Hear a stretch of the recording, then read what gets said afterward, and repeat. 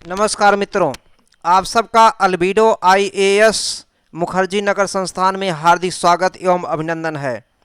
आज हमारा जो टॉपिक है ये क्वेश्चन आंसर का है, जो मुख्य रूप से यूपी पीसीएस के लिए और समीक्षा अधिकारी के लिए बनाया गया है।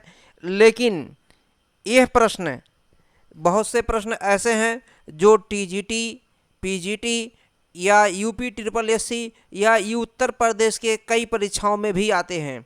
बिहार, राजस्थान, मध्य प्रदेश, झारखंड, पुलिस, लेखपाल जैसे कई परीक्षाओं में भी देखने को मिलता है। तो हम शुरू करते हैं समय बर्बाद ना करते हुए। क्वेश्चन नंबर 1 क्या कहता है?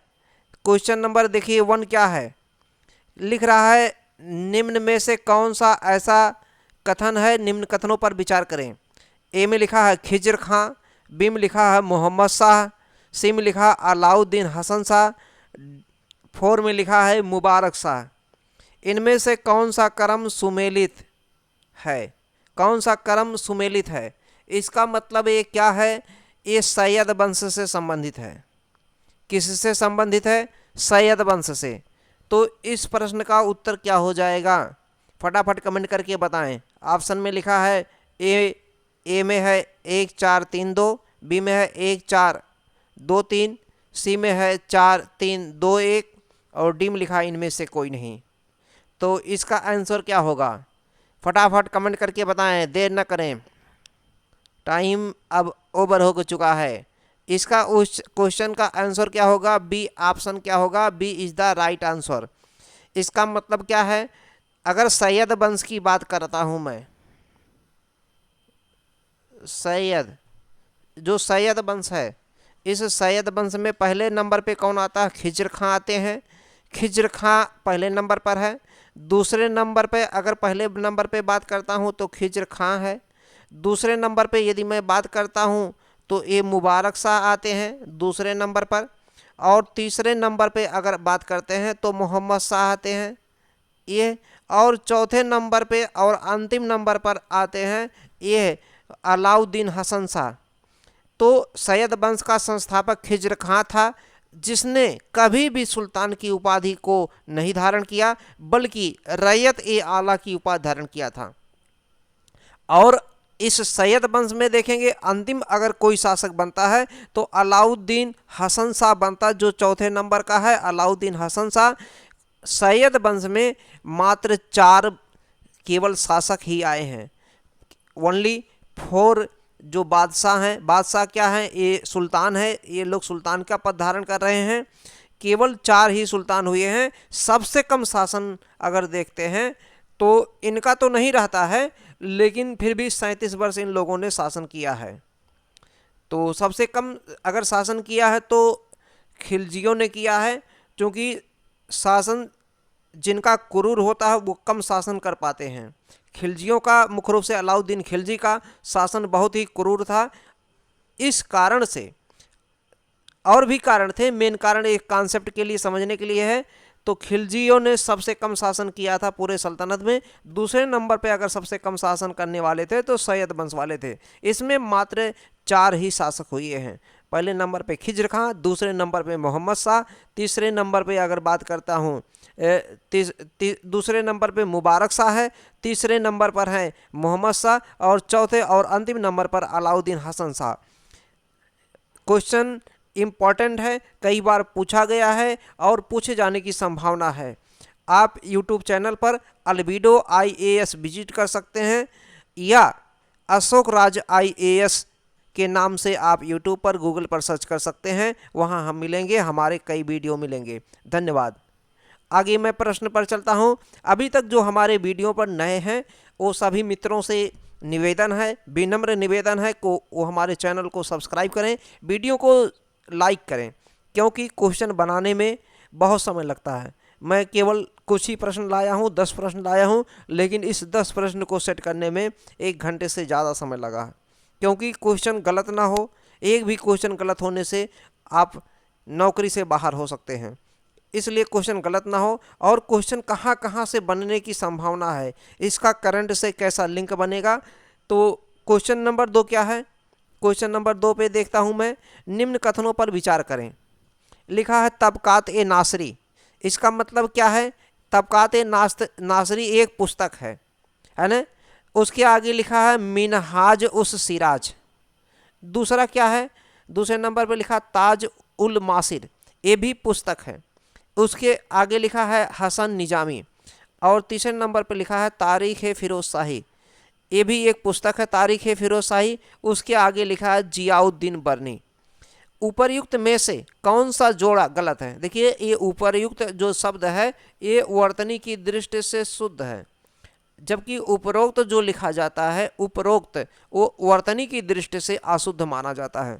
उपर्युक्त में से कौन सा जोड़ा गलत है? तो इसमें क्या कह रहे हैं, केवल एक लिखा है, केवल 2 या 3 लिखा है, सी में लिखा है 3 और 1 लिखा है, और इनमें से कोई नहीं। डी में लिखा है इनमें से कोई नहीं। डी में क्या है? इनमें से कोई नहीं। तो हमारा क्या आंसर होगा? इनमें से कोई नहीं। कौन सा जोड़ा गलत है? तो इनमें से कोई नहीं, अर्थात जो है कोई जोड़ा गलत नहीं है, सब जोड़ जितने जोड़े दिए गए हैं सब सही हैं। तबकात ए नासरी जो पुस्तक है, एक ग्रंथ है, मान के चलिए पुस्तक है, इसको मिनहाज उस सिराज ने लिखा था। किसने लिखा था तबकात ए नासरी को? मिनहाज उस सिराज।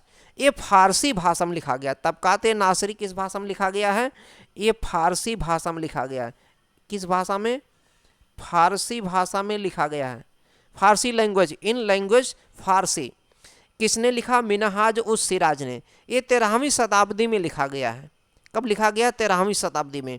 मोहम्मद गोरी के भारत विजय तथा नव स्थापित तुर्की साम्राज्य के इतिहास का इसमें प्रत्यक्ष विवरण मिलता है। मिनहाज उस सिराज ने सबसे पहले इस पुस्तक में दिल्ली सल्तनत का कालक्रमिक क्रमबद्ध विवरण प्रस्तुत किया है। सबसे बड़ी विशेषता यह है कि इसमें कालक्रमिक विवरण मिलता है। यह पुस्तक बहुत ही महत्वपूर्ण है, और इस पुस्तक में सबसे ज़्यादा उलूग खां पर ध्यान दिया है मिनहाज उस सिराज ने। उलूग खां, ये उलूग खां कौन था? ये बलबन का ही नाम मान के चलिए, बलबन को ही उलूग खां के नाम से जाना जाता था। यहाँ तक क्लियर हो गया। दूसरा पुस्तक की अगर बात करता हूँ तब ताज उल मासिर। ये जो ताज उल मासिर है, इसकी जो भाषा है अरबी और फारसी दोनों है। ताज उल मासिर की भाषा अरबी और फारसी दोनों है, लेकिन मुख्य रूप से अरबी भाषा है। कहीं कहीं फारसी भाषा का भी प्रयोग मिलता है, इसलिए अरबी और फारसी। तो अरबी और फारसी भाषा में है। इसका लेखक कौन? हसन निजामी साहब है। इनका पूरा नाम सदरुद्दीन मोहम्मद हसन निजामी है। इस पुस्तक की विशेषता क्या है? जब मंगोलों का आक्रमण हो रहा था, भारत के बाहर मंगोलों का आक्रमण हो रहा था, तो हसन निजामी अर्थात सदरुद्दीन मोहम्मद हसन निजामी मंगोलों के आक्रमण के डर से भागकर भारत चले आए। और उस समय अभी हाल ही में तुर्की सत्ता स्थापित हुआ था, जिसमें कुतुबुद्दीन ऐबक पहली बार कुतुबुद्दीन ऐबक पहली बार जो है गुलाम वंश के संस्थापक के रूप में आते हैं। इन्हीं के दरबार में ये हसन निजामी साहब आते हैं, और कुतुबुद्दीन ऐबक के कहने पर हसन निजामी साहब ने ताज उल मासिर एक ग्रंथ लिखा है। ये यहाँ तक क्लियर हो गया। दूसरा, तीसरे नंबर पर क्या? तारीख़ फिरोज शाही। इसका लेखक कौन है? जियाउद्दीन बर्नी। जियाउद्दीन बर्नी ने तारीख़ फिरोज शाही की रचना किया है। तो यहाँ तक सबके समझ में आ गया होगा। तो हमारा डी आंसर है, अर्थात तीनों सही, याद कर लीजिएगा। क्लियर हो गया। अगला प्रश्न क्वेश्चन नंबर 3 पर है। तो इसमें थोड़ा सा मैं देख देता हूँ क्या है। इसमें देखिए लिखा है, इस ग्रंथ की रचना, इसमें जो है ताज उल मासिर के बारे में लिखा दिया गया, बता दिया हूँ मैंने। ताज उल मासिर की रचना जो है हसन निजामी साहब ने किया है। यह ग्रंथ अरबी और फारसी दोनों भाषाओं का मिश्रण है, लेकिन अरबी भाषा मुख्य रूप से है। ये ताज उल मासिर की विशेषता क्या है? ये गद्य और पद्य दोनों भाषाओं में लिखा गया है। गद्य और पद्य दोनों में है, कहीं कहीं गद्य कहीं कहीं पद्य है। 1191 से 1217 ईस्वी का भारतीय ऐतिहासिक घटनाओं का वर्णन मिलता है, चूँकि कुतुबुद्दीन ऐबक के समय में है। और देखिए 1191 से शुरू होता है। पूरी पुरानी घटनाएं लिखते हैं, पुरानी घटना के आगे भी घटनाएं, कुछ घटनाएं इसमें जोड़ी गई हैं बाद में। यह दिल्ली सल्तनत का पहला ऐतिहासिक ग्रंथ है। दिल्ली सल्तनत का अगर बात करेंगे, पहला ऐतिहासिक ग्रंथ कौन है? ताज उल मासिर, जिसका लेखक कौन है? हसन निजामी है। कुतुबुद्दीन ऐबक की कहानी पर लिखे हैं। गद्य और पद्य दोनों में लिखा गया है। और खास करके इसमें देखिए, इस पुस्तक में हसन निजामी ने दिरहम और दिनार दो सिक्कों का उल्लेख किया है। इस पुस्तक में हसन निजामी साहब ने दिरहम और दिनार नामक दो सिक्कों का उल्लेख किया है। ये दिरहम और दिनार जो सिक्के थे कुतुबुद्दीन ऐबक द्वारा चलवाए गए थे। हालांकि और इतिहासकार इसे मानने के लिए तैयार नहीं।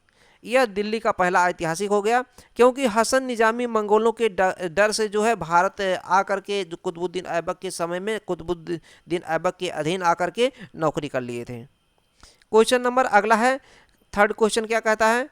देखिए क्वेश्चन नंबर थर्ड क्या कह रहा है। क्वेश्चन नंबर है, निम्न में से कौन सा कथन गलत है? यहाँ गलत बताना है। इसका मतलब 3 सही है। शाहजहां का प्रिय राग ध्रुपद था। शाहजहां के समय में उसकी साम्राज्य के समय में जो है, ये कुछ नहीं है, साम्राज्य के समय में 22 प्रांत थे। साम्राज्य में कुल कितने थे? 22 प्रांत थे, जो मुगल शासकों में सर्वाधिक थे। शाहजहां के समय में संस्कृत का एक महान कवि जगन्नाथ था। शाहजहां के समय में सरकारी इतिहासकार चिंतामणि और मोहम्मद खफीरुल्लाह थे। शाहजहां के समय में सरकारी इतिहासकार चिंतामणि और मोहम्मद खफीरुल्लाह थे। तो इसमें कौन सा गलत है? तो देखिए, इसमें अगर मैं बात करता हूँ शाहजहां का प्रिय राग जो था ध्रुपद था, ये बात एकदम सही लिखा गया। शाहजहां जो है ध्रुपद में गाया करते थे, अपना बजाने उजाने वाला काम करते थे। तो इनका ध्रुपद जो था ये प्रिय राग था, ये एकदम सही लिखा गया है, ये एकदम राइट है। शाहजहां के समय में उनके साम्राज्य में कुल जो है, अगर बात करेंगे, कुल 22 प्रांत थे, जो मुगल शासकों में सबसे ज़्यादा थे। शाहजहां के समय में कुल 22 प्रांत थे, अर्थात इनका साम्राज्य का विस्तार सबसे ज़्यादा था और 22 प्रांत थे, तो सबसे ज़्यादा था। ये भी बात एकदम सही लिखा गया भी। शाहजहां के समय में संस्कृत का एक महान कवि, महान विद्वान जगन्नाथ थे। जगन्नाथ, ये भी सही है, शाहजहां के समय में थे और ये संस्कृत के थे और क्या थे? महान कवि थे, एक महान कवि थे शाहजहां के समय में। ये भी बात सही है। बहुत इंपॉर्टेंट, मोस्ट इंपॉर्टेंट क्वेश्चन है। अब शाहजहां के समय में सरकारी इतिहासकार चिंतामणि और मोहम्मद फकीरुल्लाह थे, तो ये बात गलत लिखा गया है। इसलिए हमारा आंसर क्या हो जाएगा? डी आंसर होगा, डी, क्योंकि डी ही गलत लिखा गया है। अभी तक वीडियो को जो लाइक नहीं किए, लाइक कर दें प्लीज़, और चैनल को सब्सक्राइब कर दें प्लीज़ बोल रहा हूँ मैं। ओके, तो अब इसमें देखिए, जो चिंतामणि हैं और मोहम्मद फकीरुल्लाह थे, ये थे क्या? अगर ये गलत लिखा तो थे क्या, इस पर मैं देख लेता हूँ। देखिए, शाहजहां के समय में अगर मैं बात करता हूँ, शाहजहां के समय में जो चिंतामणि हैं, इनके साथ में विचित्र हैं, बालचंद हैं, मोहम्मद फकीरुल्लाह हैं, मीर हसन हैं, उबैद हैं, ये सब ऐसे कई लोग प्रमुख चित्रकार थे। क्या थे? चित्रकार। चिंतामणि पूछा गया, इंपॉर्टेंट है। विचित्र पूछा गया है, बालचंद्र ये भी पूछा गया है, मोहम्मद फकीरुल्लाह ये भी पूछा गया है, बहुत इंपॉर्टेंट है। ये मुख्य चित्रकार थे। इसमें सबसे प्रमुख अगर चित्रकार की बात करते हैं, सबसे प्रमुख चित्रकार मोहम्मद फकीरुल्लाह थे। ये सबसे प्रमुख चित्रकार थे। मोहम्मद फकीरुल्लाह जो थे, ये शाहजहां के समय में मुख्य चित्रकार के साथ साथ चित्रकला विभाग के प्रमुख भी थे, अर्थात अध्यक्ष भी थे चित्रकला विभाग के। शाहजहां के समय में फकीरुल्लाह, शाहजहां के समय में चिंतामणि, विचित्र, बालचंद्र के नाम से पता चलता है। इनके दरबार में चित्रकारों में हिंदू चित्रकार भी थे। शाहजहां के समय का सरकारी इतिहासकार अब्दुल हमीद लाहौरी था। जो सरकारी इतिहासकार की बात हो रहा है, शाहजहां के समय में सरकारी इतिहासकार कई बार पूछा गया है। ये अब्दुल लिखा है, क्या लिखा? अब्दुल हमीद लाहौरी। अब्दुल हमीद लाहौरी, अब्दुल, ये अब्दुल लिखा है, थोड़ा सा हट गया है, अब्दुल हमीद लाहौरी। अब्दुल हमीद लाहौरी जो है, ये शाहजहां के समय के सरकारी इतिहासकार थे। ये इम्पॉर्टेंट है, बहुत ही मोस्ट मोस्ट मोस्ट इम्पॉर्टेंट है सभी परीक्षाओं के लिए। जितने लोग हैं सब लोग इसे देख सकते हैं। अगला क्वेश्चन क्या है, मुगल प्रशासन में मीर बख्शी शब्द पराया दिखाई देता। यह मीर बख्शी शब्द किस विभाग का प्रमुख हुआ करता था? मीर बख्शी शब्द दिखाई देता मुगल प्रशासन में, मीर बख्शी किस विभाग का प्रमुख था? सैन्य विभाग, वित्त विभाग, विदेश विभाग, इनमें से कोई नहीं, नन ऑफ दीज, डी में लिखा है। तो मुगल प्रशासन में मीर बख्शी क्या था? फटाफट कमेंट करके बताएं, जल्दी से जल्दी सोचें क्या उत्तर होगा। तो सैन्य विभाग का ए प्रमुख हुआ करता था, ए इज द राइट आंसर होगा। मीर बख्शी के बारे में हम थोड़ा सा फैक्ट जान सकते हैं।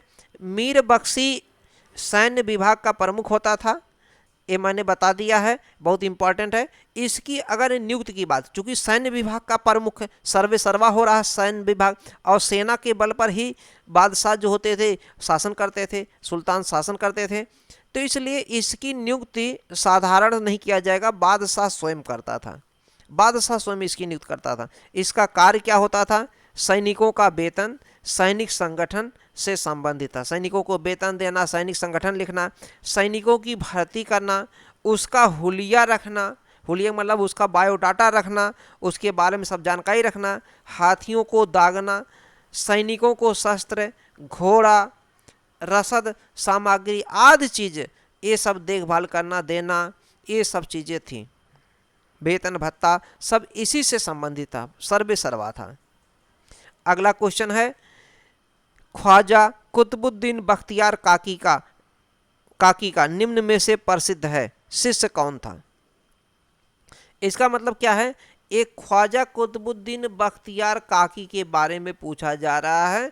ख्वाजा कुतुबुद्दीन बख्तियार काकी, इन्हीं की याद में कुतुबुद्दीन ऐबक ने दिल्ली में मेहरौली नामक स्थान पर कुतुब मीनार का निर्माण करवाया। हालांकि वो एक ही मंजिला बनवा पाया, उसके बाद में उसका दामाद और उसका उत्तराधिकारी इल्तुतमिश ने उस कार्य को पूरा किया। फिर जाकर के आकाशीय बिजली गिरने के कारण, एक मंजिला टूटने के कारण 4 मंजिला बन गया था। आगे चलकर तुगलक वंश के शासक ने बनवाया। आगे मैं चलता हूँ। ये ख्वाजा कुतुबुद्दीन बख्तियार काकी का निम्न में से प्रसिद्ध यानी कि शिष्य कौन है? बाबा फरीद, ख्वाजा मोइनुद्दीन चिश्ती, शेख निजामुद्दीन औलिया, शेख सलीम चिश्ती। तो इसका राइट आंसर क्या होगा? इसका राइट आंसर होगा ए इज द राइट आंसर। जो बाबा फरीद हैं, बाबा फरीद ये ख्वाजा कुतुबुद्दीन बख्तियार काकी के शिष्य हैं। शिष्य पूछा जा रहा है, शिष्य कौन था? तो शिष्य यही थे, कुतुबुद्दीन बख्तियार काकी के शिष्य कौन थे? बाबा फरीद। क्लियर हो गया। और एक ख्वाजा कुतुबुद्दीन बख्तियार काकी के गुरु कौन थे? ख्वाजा मोइनुद्दीन चिश्ती। ये क्या थे? ये गुरु थे। गुरु, गुरु नहीं है, गुरु। देखिए वर्तनी में अगर देखेंगे गुरु, गुरु शब्द है, गुरु छोटे ऊ का मात्रा होता है, गुरु, गुरु नहीं, गुरु का मतलब गलत हो जाता है, गुरु है। और शेख निजामुद्दीन औलिया, ये कौन है? शेख निजामुद्दीन औलिया ये बाबा फरीद के शिष्य हैं। कुतुबुद्दीन बख्तियार काकी के शिष्य बाबा फरीद, और बाबा फरीद के शिष्य जो है निजामुद्दीन औलिया हैं। और मोइनुद्दीन चिश्ती जो हैं इनके गुरु थे। और शेख सलीम चिश्ती जो हैं इनके बारे में जानेंगे, ये अकबर के समय के से मतलब थे तो इधर ही तो, लेकिन जो है अकबर इन्हीं के इनका जो है जो फतेहपुर सीकरी है वहाँ पे इनका दरगाह है, खानकाह भी था वहीं पर, खानकाह यानी कि जहाँ पर बैठकर शिक्षा दिया करते थे, वहीं पे इनका दरगाह भी बना है। फतेहपुर सीकरी अर्थात आगरा के क्षेत्र एक है, तो वहीं पर अकबर गए थे मन्नत मांगने के लिए कि मेरे पुत्र को हो जाए, तो वहीं पे सलीम का जन्म होता है। उन्हीं के मन्नत से ऐसा विचार माना जाता, सभी लोग जानते होंगे। तो ये जान गए होंगे। तो आगे मैं बढ़ता हूँ। क्वेश्चन नंबर 5 है तो हो गया है। क्वेश्चन नंबर 5 पर जो है थोड़ा सा फैक्ट क्या है, शेख सलीम चिश्ती, शेख सलीम चिश्ती ने अपने जीवन काल में, जो शेख सलीम चिश्ती है जिनके बारे में मैंने बताया कि अकबर के समकालीन है, तो शेख सलीम चिश्ती अपने जीवन काल में कुल 24 बार, देखिए यहाँ थोड़ा सा कट गया है, 24 बार मक्का की यात्रा किए थे। 24 बार, एक दो बार नहीं, 24 बार एक शेख सलीम चिश्ती जो हैं, शेख सलीम चिश्ती ने 24 बार मक्का की यात्रा किया था। शेख सलीम चिश्ती जो हैं ये चिश्तिया शाखा के अंतिम उल्लेखनीय हैं। जो चिश्ती संप्रदाय है, चिश्ती संप्रदाय के शेख सलीम चिश्ती अंतिम संत थे और इनका मकबरा कहाँ है, फतेहपुर सीकरी में, वहीं पे इनका मृत्यु हुआ है, वहीं पे इनका मकबरा बना दिया गया है। क्लियर हो गया। आगे मैं प्रश्न पे चलता हूँ। क्वेश्चन नंबर 6 देखिए क्या कहता है। क्वेश्चन नंबर पहले 6 देख लेते हैं। निम्न कथनों में से कौन सा सही है।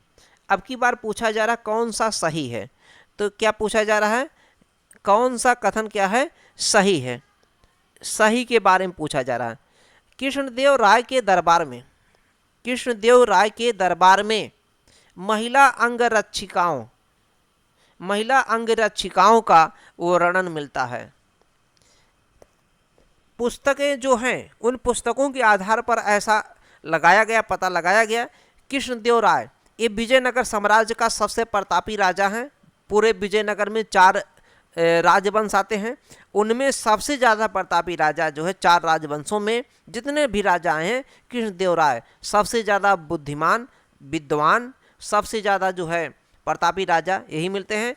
और इनके दरबार में बताया जा रहा महिला अंगरक्षिकाओं का वर्णन मिलता है, अर्थात इनके दरबार में इनके साथ में महिला अंगरक्षिकाएँ भी रहती थीं। ये बात आपको जानना सही कि गलत। कृष्णदेव राय क्रिकेट प्रेमी थे। आमुक्त माल्यद की रचना कृष्णा प्रथम द्वारा किया गया। नरसिंह वर्मन ने हजारा मंदिर तथा विट्ठल स्वामी मंदिर का निर्माण कराया था। ये विट्ठल स्वामी लिखा है, विट्ठल स्वामी मंदिर, और हजारा मंदिर, हजारा राम मंदिर, विट्ठल स्वामी मंदिर का निर्माण कराया था नरसिंह वर्मन ने, ऐसा कहा जा रहा। तो इसमें देखिए क्या लिखा है, केवल कह रहा सही, तो इसलिए कौन सा सही है, केवल ए इज द राइट आंसर होगा।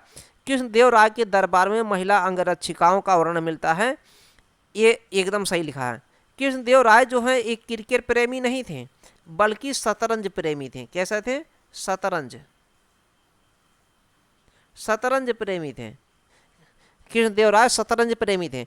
और आमुक्त माल्यद की रचना जो है तेलुगु भाषा में किया गया है, कृष्ण प्रथम द्वारा नहीं किया गया है बल्कि यही कृष्णदेव राय के द्वारा किया गया है, कृष्णदेव राय के द्वारा किया गया है।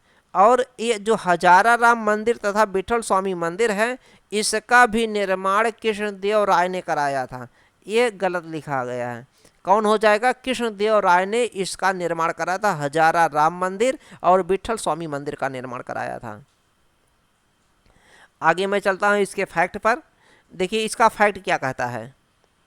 इसके फैक्ट में लिखा कृष्णदेव राय शतरंज प्रेमी थे, मैं बता चुका हूँ सही है। कृष्णदेव राय ने हजारा राम तथा विट्ठल स्वामी मंदिर का निर्माण कराया, ये भी बात सही लिखा गया, दोनों बात सही है। कृष्णदेव राय के समय में विशाल संख्या में स्त्रियों को विभिन्न राजकीय पदों पर नियुक्त किया गया था। काफ़ी ज़्यादा संख्या में स्त्रियों को राजकीय पदों पर, यानी कि सरकारी नौकरी इन्हें मिला था, स्त्रियों को काफ़ी ज़्यादा, ये इनका विशेषता बताता है। कृष्णदेव राय के दरबार में महिला अंगरक्षिकाओं का वर्णन मिलता है, ये भी बात एकदम सही लिखा गया है। कृष्णदेव राय के दरबार में महिला अंगरक्षिकाएं थी, ये भी बात एकदम सही लिखा गया है। मैं अब अगले प्रश्न पर चलता हूं। क्वेश्चन नंबर 7, क्वेश्चन नंबर 7 क्या कहता है, बहमनी साम्राज्य के संदर्भ में कौन सा कथन गलत है। बहमनी साम्राज्य के संदर्भ में कौन सा कथन गलत लिखा गया है। तो विजयनगर साम्राज्य, बहमनी साम्राज्य के संदर्भ में निम्नलिखित में से कौन सा कथन गलत है। तो बीजापुर, ए में लिखा है बीजापुर, बी में लिखा आदिल शाही राजवंश, सी में लिखा अहमदनगर निजाम शाही राजवंश, डी में लिखा है, सी में लिखा बरार बारिद शाही, और डी में लिखा गोलकोंडा कुतुब शाही। तो इसमें देखिए क्या गलत लिखा गया है, इसमें क्या गलत लिखा गया है, तो गलत जोड़े को बताना है। तो इसमें गलत क्या है, ए सी ऑप्शन क्या है, गलत है, सी जो है गलत लिखा है। बरार में बरीद शाही जो लिखा है, बरीद शाही गलत लिखा गया है। इसका हम एक्सप्लेनेशन पे आ जाते हैं, सीधे सीधे डायरेक्ट बता देते हैं क्या है। देखिए इसमें क्या है, बरार में क्या है, इमाद शाही था, बरार में क्या है, इमाद शाही राजवंश था। और इसका संस्थापक की अगर बात करेंगे, संस्थापक, इसका संस्थापक कौन है, अल्लाह इमाद था, अल्लाह इमाद 1490 में स्थापित किया है यह राज्य। बरार में इमाद शाही राजवंश है। और बीदर में अगर बात करेंगे, बीदर में बारिद शाही, बीदर में कौन है, बारिद शाही राजवंश है। और इसका संस्थापक अगर बात करेंगे तो आमिर अली बरीद है, 1619 में इसकी स्थापना किया है। और बीजापुर में अगर बात करूं मैं, बीजापुर में संस्थापक यूसुफ आदिल शाह है, ये 1489 ईस्वी में नया राज्य स्थापित किया है। कौन स्थापित किया है, आदिल शाही राजवंश वाला आदमी है ना, आदिल शाह, यूसुफ आदिल शाह। तो यहाँ तक क्लियर हो गया, याद कर लीजिएगा। अगला प्रश्न पर मैं चलता हूँ। सीरी में क्या लिखा है, सीरी में हजार सतून, हजार 1000 खम्भों वाला, हजार सतून का मतलब होता है 1000 खम्भों वाला, एक ऐसा महल बनवाया गया है जिसमें 1000 खम्भे, इसीलिए इसका नाम रखा गया हजार सतून। एक ऐसा महल जिसमें 1000 खम्भे बनवाए गए, सोचिए कितना खम्भे रहे होंगे। और ये कहाँ पर, सीरी में है। इसका निर्माण किसने करवाया, तो अलाउद्दीन खिलजी, बलबन, गयासुद्दीन तुगलक, शाहजहां। तो इसका ऑप्शन क्या हो जाएगा, फटाफट कमेंट करके बताएं, जल्दी से सोचें कौन सा उत्तर होगा। तो इसका ऑप्शन होगा अलाउद्दीन खिलजी। तो अलाउद्दीन खिलजी जो है शुरुआत में जब ये शासक बनता है, पहले बलबन द्वारा बनवाया गया लाल महल में रहता है। बलबन ने जो लाल महल बनवाया था, बलबन ने लाल महल बनवाया था, उसी में अपना राजा के रूप में रहता था, शासन करता था। तो शुरुआत में अलाउद्दीन खिलजी उसी के द्वारा, बलबन के द्वारा बनवाए गए लाल महल में रहा। लेकिन बाद में अपना जो है ये हजार सतून बनवाया, ये सीरी में बनवाया, 1000 खम्भों वाला निर्माण कराया, तब उसमें जाके रहने लगा। इसलिए ऑप्शन क्या इसका हो जाएगा, इसका आंसर हो जाएगा ए इज द राइट आंसर होगा। इसकी हम थोड़ा सा व्याख्या देख लेते हैं। व्याख्या क्या, अलाउद्दीन खिलजी है ना, विजयी होकर के विजयी इस तरीके की लिखा रहेगा, या बड़ी मात्रा, बलबन के द्वारा बनवाए गए लाल महल। अब लाल महल किसने बनवाया था, बलबन ने। इसके सिंहासन पर बैठा। प्रारंभ में सीरी में हजार सतून 1000 खम्भों वाले का निर्माण होने तक लाल महल में ही उसका निवास स्थान रहा। अगला प्रश्न क्या है, क्वेश्चन नंबर 9 क्या कहता है, कथन लिखा है, कथन ए, तारीख ए यामनी, इसी का दूसरा नाम किताब उल यामनी, तारीख ए यामनी या किताब उल यामनी, इसका लेखक कौन है, उतबी है। ये लिखा है तारीख ए यामनी या किताब उल यामनी का लेखक कौन, उतबी। इसका कारण लिखा महमूद गजनवी के समय का यह महान साहित्यकार तथा शाही इतिहासकार था। इनमें से कौन सा सही है, केवल एक, केवल आर, ए और आर दोनों, इनमें से कोई नहीं। इस तरीके का रहता है, हो सकता है व्याख्या दे दे, व्याख्या करता कि व्याख्या नहीं करता। तो इसमें इस ऑप्शन के अनुसार दोनों सही होगा, सी दोनों सही है। और व्याख्या अगर आता है तो व्याख्या भी करता है। तो इसका पुस्तक का तारीख यामनी पुस्तक जो है, या कहिए किताब उल यामनी का लेखक जो है कौन है, उतबी। और यह जो है उतबी कौन था, महमूद गजनवी के समय का महान साहित्यकार भी था और शाही इतिहासकार भी था। दोनों सही है, दोनों को अगर व्याख्या में आ जाएगा, व्याख्या भी सही करता है। क्वेश्चन नंबर मैं 10 पर चलता हूँ, अंतिम लास्ट क्वेश्चन है, बहुत शानदार प्रश्न है। सल्तनत, ये प्रश्न मिलता नहीं है लेकिन कॉन्सेप्ट वाला है, सोचने वाला प्रश्न है। आपको जो सोच के हल करेगा उसका क्वेश्चन सही होगा, 100% सही होगा। और जो नहीं सोच पाएगा उसका क्वेश्चन गलत हो जाएगा। ऐसा प्रश्न देखने को यदा कदा मिलता है। सल्तनत कालीन बीबी राजा बेगम, नाम है बीबी राजा बेगम का मदरसा, एक मदरसा सल्तनत काल में बना है, बीबी राजा बेगम।